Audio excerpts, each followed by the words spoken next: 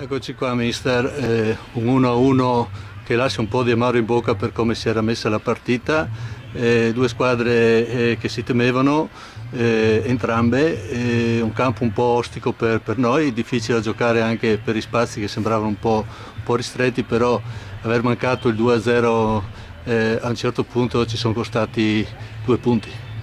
Sì, è chiaro che non è che si vuole dare la colpa adesso a chi ha fallito il gol, ci mancherebbe, perché fa parte del gioco, però probabilmente andando sul 2-0 lì probabilmente l'avremmo chiusa, perché mancavano mi pare 11-12 minuti, quindi è un peccato perché insomma ci tenevamo a far bella figura, a fare i punti, ma questo insomma non ci deve abbattere, perché abbiamo avuto un arresto, così diciamo ci siamo bloccati un attimino, però fondamentalmente insomma non posso dire che la squadra non ha fatto quello che doveva fare, si è impegnata, ha fatto il massimo e quindi sono contento per l'impegno, rimane l'amarezza, però Sì, bisogna anche tener conto che c'è sempre l'avversario in campo. sì. Il primo tempo, un'occasione per parte, un po' forse più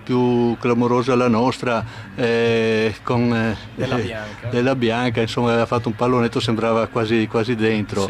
Sì. Secondo tempo il Portogallo ha fatto fatica a trovare il gioco, ma una volta che l'ha trovato con 2 o 3 belle trame, insomma è andato in gol. Sì. E questo forse ci ha, fra virgolette, penalizzato, perché ci siamo forse accontentati a quel punto lì. Ma non credo che la squadra sia accontentata, no, ha continuato a fare, però è chiaro che ci sono gli avversari insomma, che hanno tecnica, noi oggi chiaramente io proponevo anche qualche giocatore che da un po' che non giocava, quindi bisogna dar tempo a tutti quanti di essere a livello, di poter fare la propria prestazione, no? Allora, in chiusura io ho dato un'occhiata alla classifica, Portogallo appunto 10, 10 punti, insomma in solitaria ancora. Questo insomma ci dà morale, perché nonostante il mezzo passo falso che si fa per dire, perché insomma un punto in trasferta in un derby è sempre un qualcosa di positivo e la fa guardare in positivo.